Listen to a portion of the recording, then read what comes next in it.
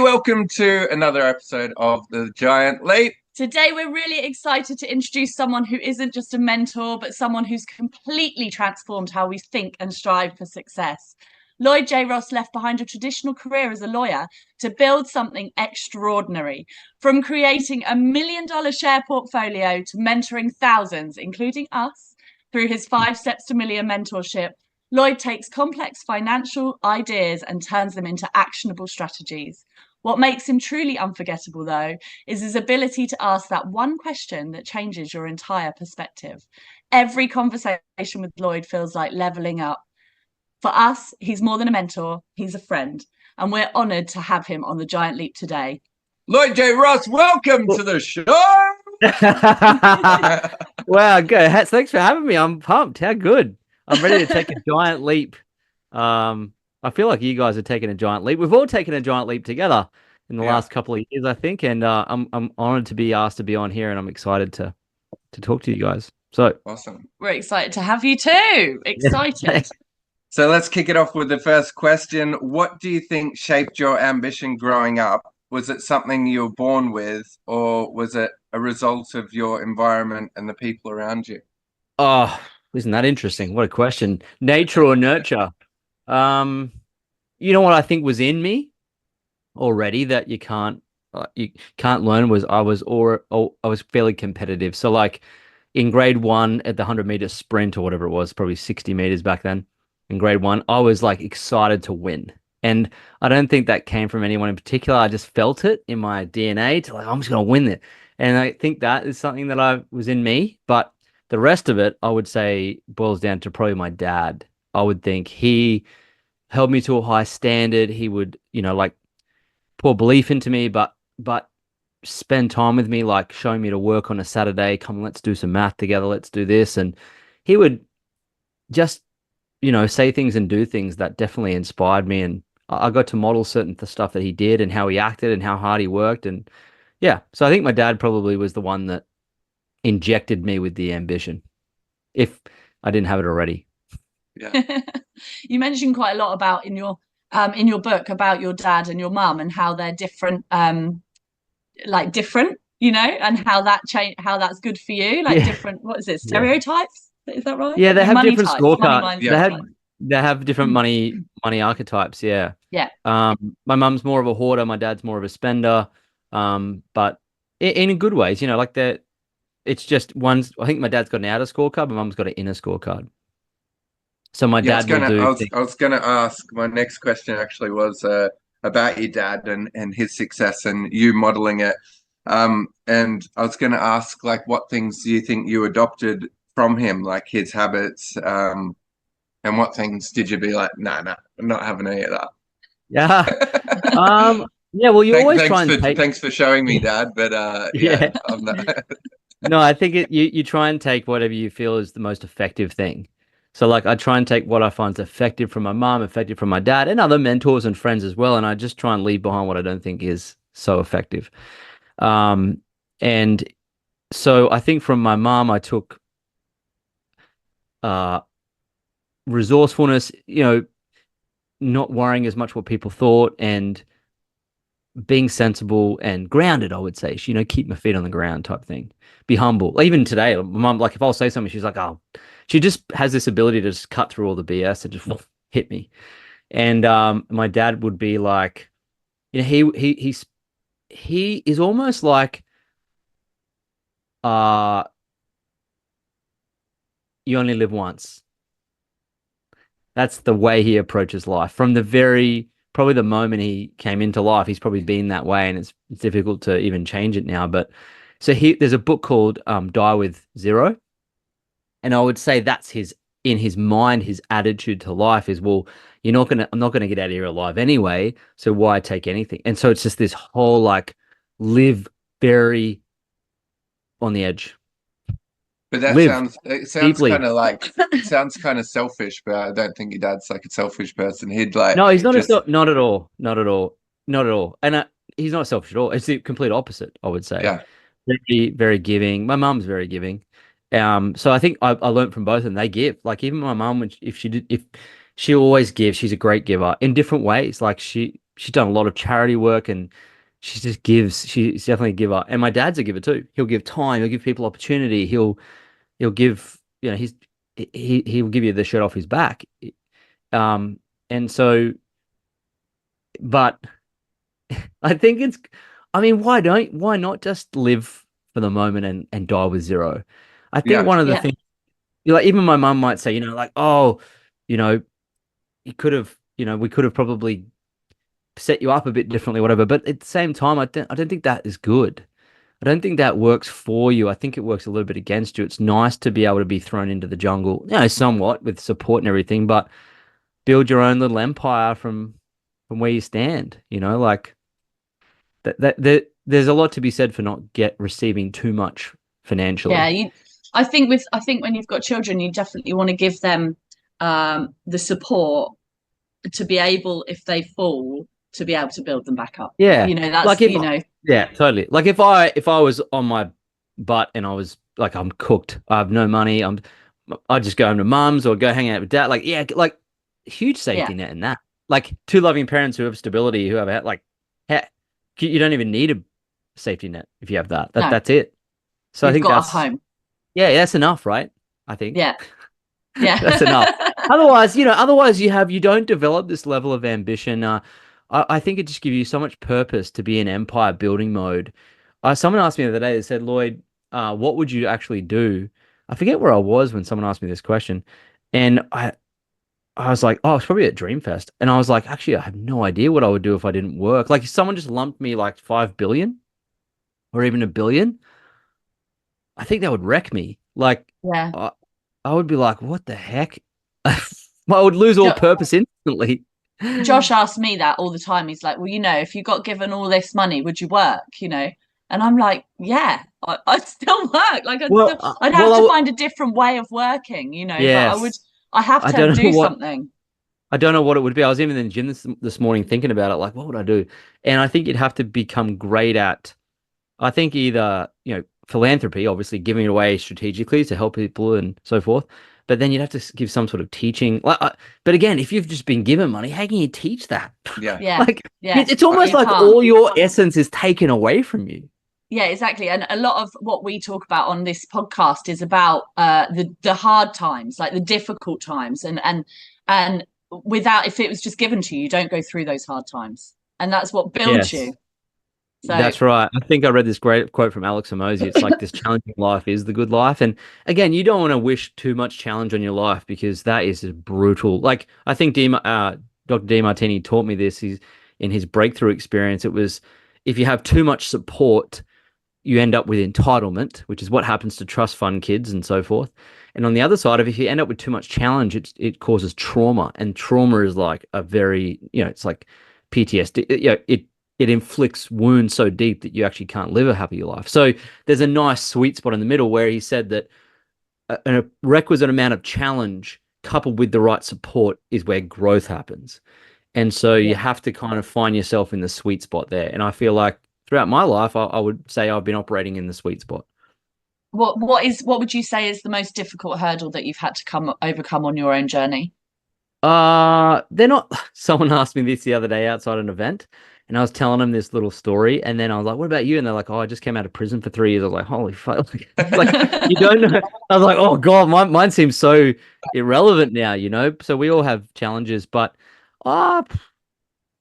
thankfully, I've never really had a serious health challenge. Thank God. Like, those are the most challenging things. I think of the kids with cancer and what they go through. Like, that's terrible stuff. Yeah. I can't say I've had any of that. I haven't lost a lot of people close to me. I've lost friends, but, yeah.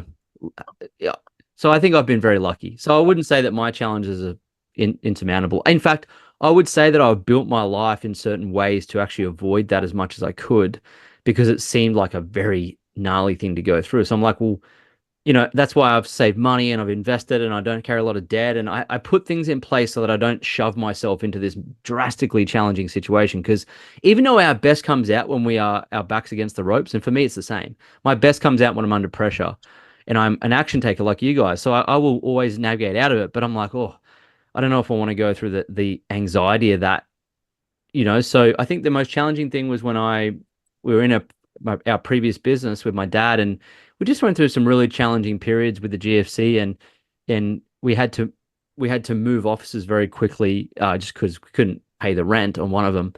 And we had to have staff meetings downstairs in the cafe one time, and just that transition into the new office. And we were kind of like looking around for another office, and I was selling things to make enough money to pay for that and transition it. And it was just, that was very tricky because I didn't know if the business was going to survive. And I was like, well, what am I going to do then? And I was like, what's my dad going to, like, what am I going to do? And it was at that point, like, very much like that. And I remember when we were looking for this office to move everyone to, and in the between trying to make some settlements and do some deals to get the money, it started raining on us. And I was like, oh. So it's like, I think it's the uncertainty that causes the most anxiety in me. Uncertainty is, it's exhilarate. You look back on it with exhilaration. Yeah. But at the time, it's, super challenging. And so I think that was pretty hard. What pushes you through and keeps you going, like when you're down like that, when you feel like that? Well, I think, I think what you guys have experienced too is at the time when you're in it, you don't really think about anything but the next step. So, you can complain about it, which you tend to, like, I'll vent about it maybe to Alicia and say, yeah, well, this is, but you get it off your plate and you don't dwell in it, and you just go, well, the next logical step is this one. And that's all you can do. And because if you look too far forward, I mean, it doesn't inspire you at all because it's so challenging. So you just, what's the next step? What's the next step? What's the next step? And I think it's the same in any of our businesses where there've been moments of growth and then troughs and so forth. And you think, well, what's the next step? Yeah, it's that tiny steps, little ladder. Yeah. Then eventually you reach the top and you can look back down and go, yeah, oh, I'm over it. yes, totally. And I think it's easier to see that next step. And it's also, it's just less overwhelming, and you reduce the anxiety by not living in the future too far. But I think our best always comes out under pressure. I think, if I look at some of the physical things I've done, which is the ultra marathon that I did, our best came out under pressure with that, when people didn't think we could finish the race, in boxing matches, in, throughout business. Even people told me I wouldn't be successful in network marketing. And I think under those circumstances, if people can't say you can do things, then your best comes out. It's just, God, I mean, out of all the times I've done it, it's not something I pray for and wish for. I noticed that Cody Sanchez said that the other day. She's like, high performers wish for the pressure and the challenge. I'm like, no, we'll deal with it if it comes, but I don't wish for it. Like, what the heck is that all about? No, that's it. You have to deal with it when it comes, but don't say, give me more pressure. Hey, Lloyd, are you successful? I think I am successful. Yeah. I often ponder this. It's a good question. Isn't it confronting to even consider it? But there's on so many levels I am, I think. And then you got to ask yourself, how do you define success? That's right. Well, I think that's why I can say it so confidently, because even though there are many, many, many people out there with a higher net worth and a lot more income and everything better, but I think for myself, I think I'm successful because I wanted a different life than what I had, and I didn't stop trying to build it until I got it, even though there was things working against me. And I work in a way now that suits me, that I've built for myself, that I enjoy, and it gives me flexibility of time and choice to even be here at home, like go to the gym in the middle of the day on a Monday. I've walked my dog 3 times today. I get to hang out with my wife and work with her and live in a beautiful place, and I've got a health, and I'm only 41, and life is amazing, and I don't have much debt, and we have good, like it on all those accounts, it seems to be successful, and my health is good. So I think you're basically the S&P 500. Okay, more successful people like crypto.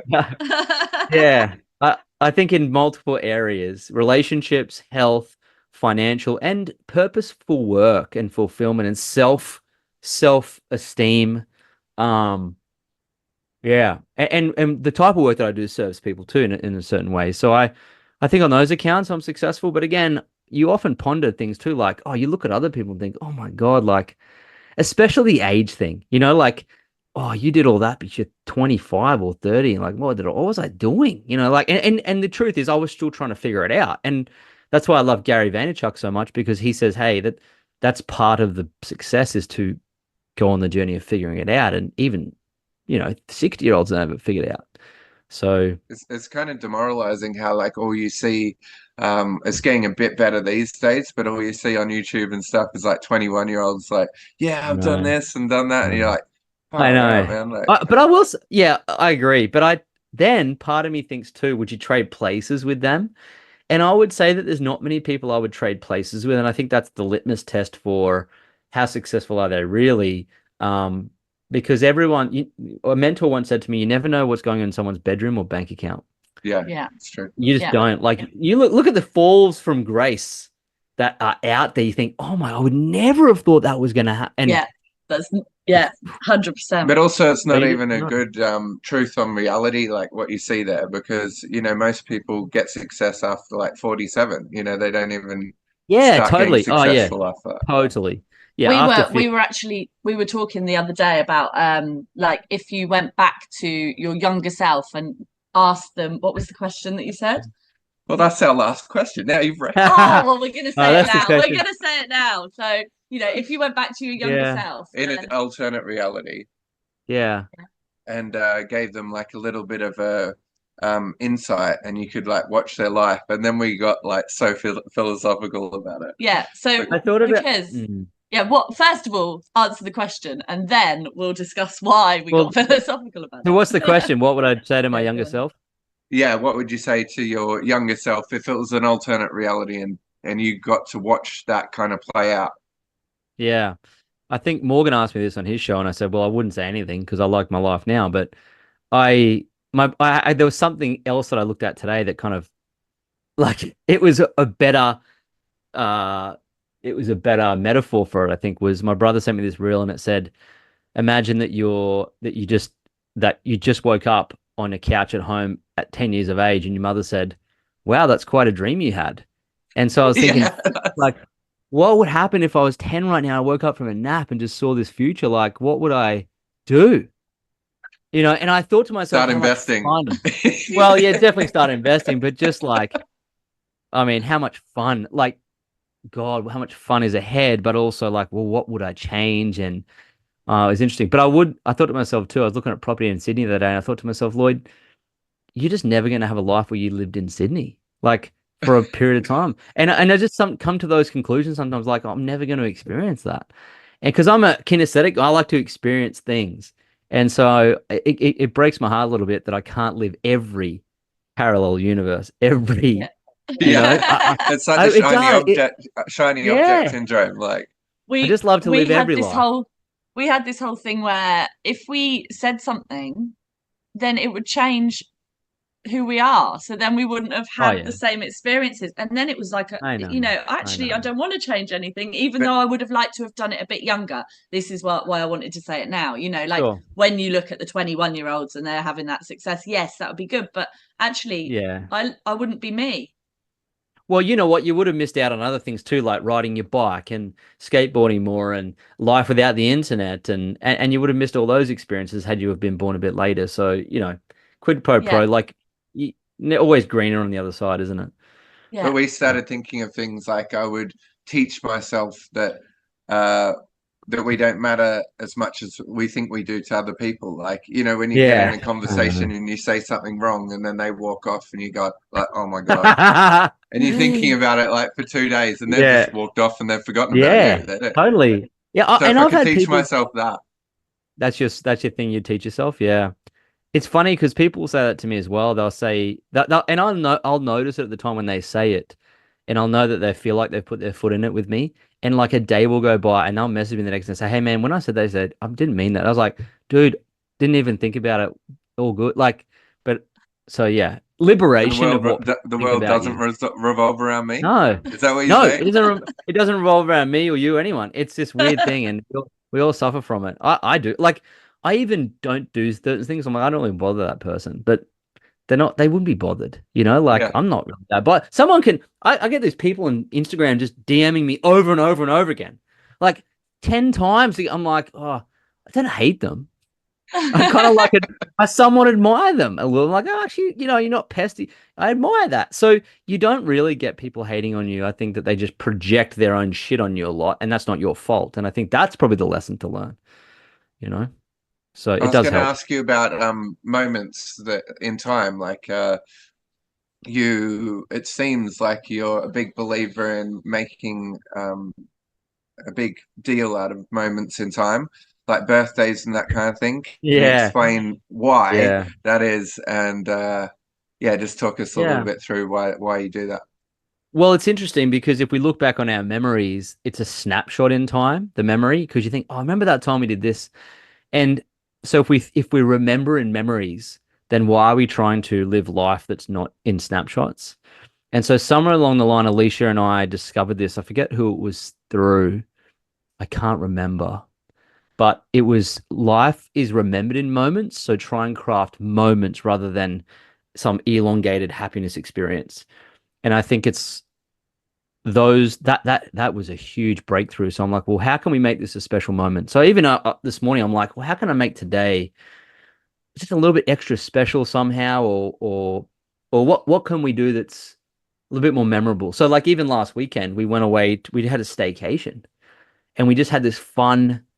Just Alicia and I, we just went and had this fun. It's like we were young again and just got together and we like went out and had this debaucherous evening. And it was fun. And we don't do that. But it was just this moment in memory. And it wasn't all great because we went to Dracula's, which is red, and it was terrible. But because it was terrible, it was a very sad memory. And so But then you can laugh together about it and stuff. totally, When yeah, something goes really yeah, bad. totally. Yeah.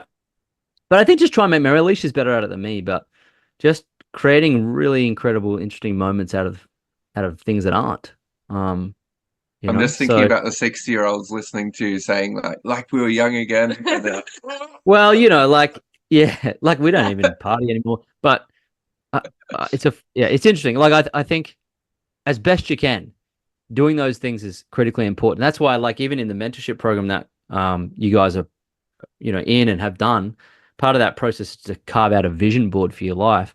And one of the games I like to play, and I'll even do it now in the Facebook group when those coming in who are new post it, I'll look through it and find things that they can do straight away this week. Because, because most people live at a future date in time. And that's why they want to retire, because they live in this future date of like, it's a future time. Yeah. And it's so far away and they never really get it. And it's hard to get to. So I'm like, what can you do there? What can you do now? Like in some small way. Because people are like, I want to build an orphanage. I'm like, can you just give $5 to Balinese orphans this week? I want to fly here. I'm like, well, can you do it on a shoestring budget next weekend? I want to spend more time with my kids. Why don't you take them to the park on Saturday morning, turn your phone off, and just spend an amazing 2 hours with them? So it's bringing these dreams into very measurable now moments. And I think that's a good superpower to develop for yourself for happiness. Yeah, you've definitely inspired us. Like we've made a pact with each other to make like real special moments out of definitely birthdays and that kind of thing. But we used to do it. The weird thing is we used to do it. Yeah. We used to go on adventures, like random adventures, like every birthday. And then we had a kid and we didn't do it anymore. Well, I think what's great about having a child, I'm sure, is that you get to relive a lot of your youth and a lot of your memories that you have. And I think that's what's cool about it. But I think it's a reminder, isn't it? Like even last night, I woke up, or Alicia said to me, like, you can have adventures wherever. And so she said, it's like 9 o'clock. She's like, is it too late? What did she say? She goes, is it too late for ice cream? I'm like, never. Never. Come back. We're eating ice cream, like chocolate ice cream out of the tub at 9 o'clock in bed together. And that's hilarious. It's funny, like when you move out on your own and stuff away from your parents, and you're like, I'm gonna have dessert for dinner, and then you do it, and you're like, I can do this. And then you feel sick to your stomach. You're like, that's a bad idea. There's a reason why I'm not supposed to have dessert for dinner. I did that this weekend. I ate so much brownie and ice cream. I'm just gonna eat this until I'm sick because I want it so bad, and I smash myself. I do that. Like I think about those things, like when I'm eating stuff like that too. I think, oh, what if this was the last time you ate this? I have these weird conniptions in my mind about this stuff because mortality is a big thing for me. Like my uncle he's like an uncle. He's my second cousin's dad. Like he grew up with him, and he's in palliative care right now at his house. I went to see him like 3 days ago, and he's really he's going to pass away like this week, I would think. And it's very confronting, obviously, when you watch someone pass away, literally passing away. But it's also it brings up into your front of your mind this mortality. Like I'm gonna experience that one day soon, because the last 40 years goes by so quick. And actually, the older you get, the faster it goes, because there's this Parkinson's, was it Parker's law, I think, of the less of something you have, the faster it seems to go. And so there's a psychology bias that's happening at the same time. So it's why it seems like life's going faster. But I often think about it. It's like, before I know it, I'm going to be that. I'm going to be at palliative care. I think about it. I'm like, fuck. Oh my God. So it makes me enjoy the brownie and this fresh soda water and walking my dog with my wife in the sun. Like it lets appreciate life more. Yeah, because I think that's a good way to slow down time. Like I definitely have managed to slow down time, because before I was like living in the future and time just like zapped away really quick. Yes. And now I'm totally in the now, and it's just like very slow. Yeah, it is. You have to slow it down. Like even on the weekend, we could have just sat on, because we've been working the last couple of weekends. In fact, we worked on Saturday, but on Sunday we're just like, well, let's turn our phones off. I'll take some cash, leave it at home. We'll take the dogs and we'll go down to the beach. We'll go walking. We'll do it. And we just went for a few hours and did that. And it definitely slows things down. And because you get caught in the reel, like looking at reels, and time just evaporates. Yeah. So if you want to cook something, like put your pot on the stove and you don't want to wait for it to boil, put it on there and then go onto Instagram Reels. And then before you know it, it's boiling. Yeah, that's true. Time like disappears. How important do you think it is, like owning your own time and having something of your own? Because it just makes me think, like when we wake up in the middle of the night and stuff, it doesn't really matter to us. Like the next day we can play it how we want to play it every day. Yeah. Right. Yeah. And so there's no pressure, like in that, and you're not as tired the next day and stuff. I remember like when I was working for someone else, and you'd wake up in the middle of the night, couldn't get back to sleep, and then your day would be a disaster because you're fretting about like the working for the person and stuff. It's really interesting, because for a long time after I left the work for the regular 9 to 5 process, I mean, I was in business, but I was still doing 9 to 5 office work for the business until 2018. So I've really been out of that paradigm for 6 years. And it was only probably about 2 years ago where I actually just stopped and just went, why the heck am I getting up at 6 o'clock and going to the gym on an alarm? Like, what the heck am I doing?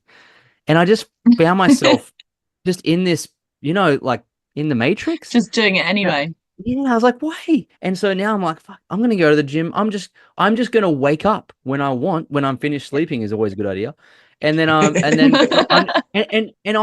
like to get up, have a, e-shot or coffee, whatever you want to have. And I just roll into my office and work. It's just, I feel so good doing that because I'm so fresh and I get things done.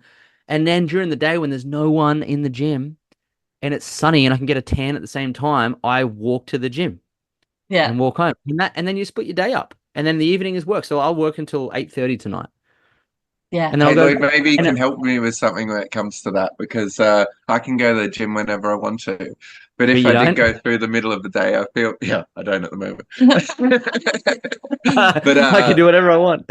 Yeah. I feel like really guilty, like, not working and stuff, like taking some time off to go to the gym through the middle of the day, whereas Cacey doesn't struggle with that at all. She can just own her day. Yeah, but that is because of Lloyd.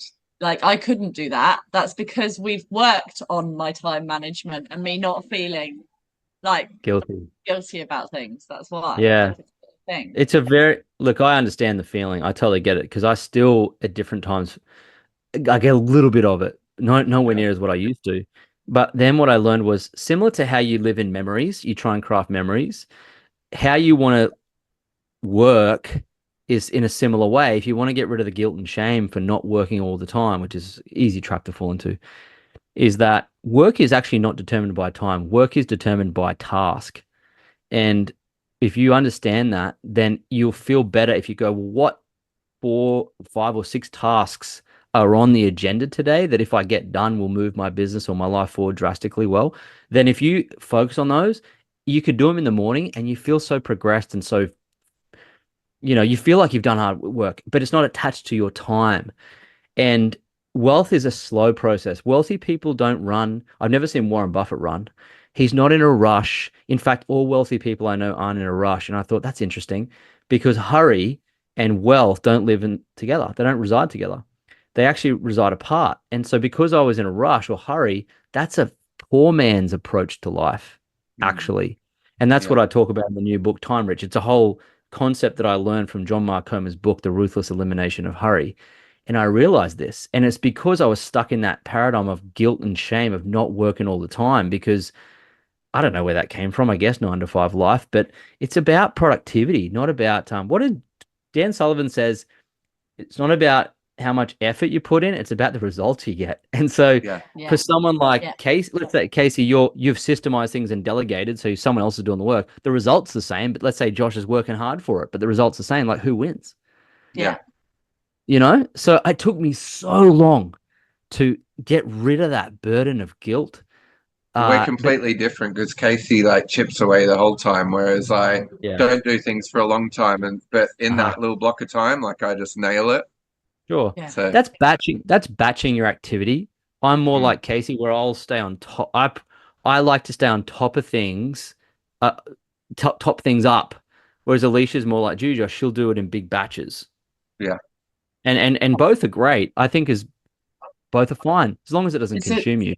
It's just a different way of different styles of working. And I think that, it took us working together. It took us a long time to understand the other person's work ethics, the way that they work's different. Once you've got that, that's, I like to just chip away and continuously do things. And Josh likes to have a moment and then work deep work. And then, As you know, we've been going through the process of giving up this shop that we're in at the moment. And that's definitely through that process. It's also led to a process of us setting up our lives so that we are doing things that we have more time, making more money. And it's been like a full reality check because before we were like, oh, we're going to build this like big empire and do all this, and we just ended up just filling our time constantly, and we were rushing around getting into debt. And it's like, holy shit, like this is crazy. And not having any life. And then the last few weeks we've had life, and it's funny because we've also had like big things happening, but they don't seem like a big deal. Like we're just being like, we've got time, we can deal with it. You've also probably you just make a decision to own your time, which you have. But what's interesting is that, like, I think Naval Ravikant said an oversubscribed calendar is not a good thing. So like having like an overscheduled calendar every day, fully just packed, is not a good life. And even Justin Welch talks about solopreneurship, and the idea of a business is to craft a life by your own design that you want to live. And I think it's taken me a long time to learn that, but I theme my days now. So I do coaching Wednesday, Thursdays. I'll do content days, Tuesdays. Mondays is pretty free flow. I try not to schedule anything until 12 because most people die of heart attacks in the morning on Monday. And I think I can get rid of that statistic if I just do things after 12. And then on Friday is like networking day, where I meet. I'm like, who am I meeting this week? And in between, you do have emergencies and fires to put out and things to happen. And that definitely happens. But if you've got people and systems inside your business doing things, like I can walk to the gym and I know in, 3 of the 4 businesses we have and in our portfolio of shares, I know that the cogs are turning and money's being made. Money's being made as I'm walking to the gym and I'm not even on my phone. And that's the type of life I think that most entrepreneurs want to build. Yeah. But they do get carried away with egotistically building empires. And they feel that the more people that work for them, the more successful they are. But all I see is that just drains them and takes all their time. And that's not a successful life to me. So I looked at how that was working out for entrepreneurs when I was younger. And I made a decision. I don't want that. I'm happy to have less money, but I want to have money being made a certain way that gives me choice and freedom. This is such a better place to live. And also giving yourself time. Like, I don't know if you agree with this, but setting the life up that you have gives you big blocks of time to imagine and think about like things. And so like when it comes to making decisions, you probably make better decisions and you can make bigger moves, you know, that are going to be really successful moves because you've got that space. You've given yourself like that space. Yes. I never used to be like that. Like ever. And it was hindering me because I was so on it. Because I was so ambitious. I was so on it. I'm on it. I'm on it. You can actually over on it. And you could be all of a sudden, like, I think you could be tactically correct, but strategically wrong. And so you're tactically in action every day. Like, I'm tactically in the field, I'm in the trenches, but you're working on the wrong strategy. And all of a sudden, the person who's not doing any work has a different strategy, and bang, they just overtake you. Like, oh, fuck. So I've learned that I've learned from Alicia as well to slow down. I don't make decisions immediately anymore. I'll think about them for a few days, and then I'll slowly, because by the time you do that, you've thought about a couple of other things. Yeah. So even with our latest offer in the elite coaching program, it's taken me like a good 8 months to really pull that together. I could have gone fast, but I was slowly getting feedback and asking, and it took a long time, but the old me would have just gone boom. And I know I'm like, oh, now I have to go fix it. And so slowing down, what does the Navy SEAL say? The Navy SEAL say, slow is smooth and smooth is fast. Yeah. Because you don't want to have to go and fix the problems you made. So I think the time on the way to the gym, I don't look at my phone. I don't look at my phone in the gym, and I don't look at my phone usually on the way back. And in that time, it's funny because your brain does get creative when you give it the space. And so I would say that's my creative time each day. Because people will say, oh, my best ideas come in the shower. And the reality is they don't. It's just that that's the only time you don't have your phone on you. So you try and craft a couple of these times in the day where you don't have that, and you will get more creative. It's amazing. You get these downloads in your head. You're like, how did I think of that? I'm amazing. Like, because your brain's got space. It's not for storing things. It's for creating things. Yeah. And most people use it as a big USB stick. Wow, that's just terrible. Yeah. Yeah. With reading books and stuff, like I got on a roll of reading. And then I was like, my brain was just full of information. So I have to take like 3 months off, you know, of doing nothing and like letting it all like kind of germinate. You know, it is interesting. In the last few weeks, talking about strategy and being strategically correct and tactically correct, is that Pi Lopez invited us to another mansion party in LA, to a bigger one, more exciting one.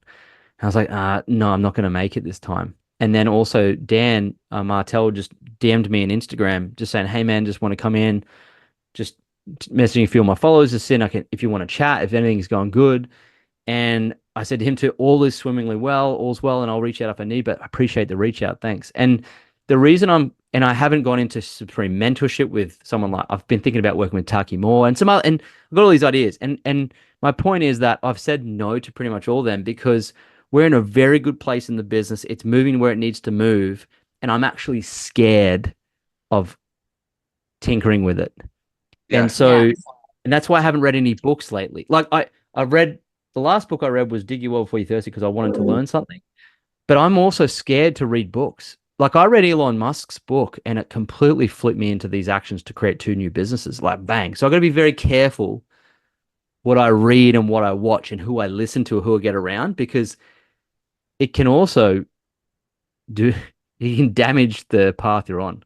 I think. Yeah, that's true. That's true. And if you're happy where you are, then you need to be there for a little bit, because there'll be a moment in time where you go, okay, I need to change something, you know, but right now you need to stay where you are. Yeah, we've always gone from one thing to the next, like, you know, hanging by by the noose or whatever you say.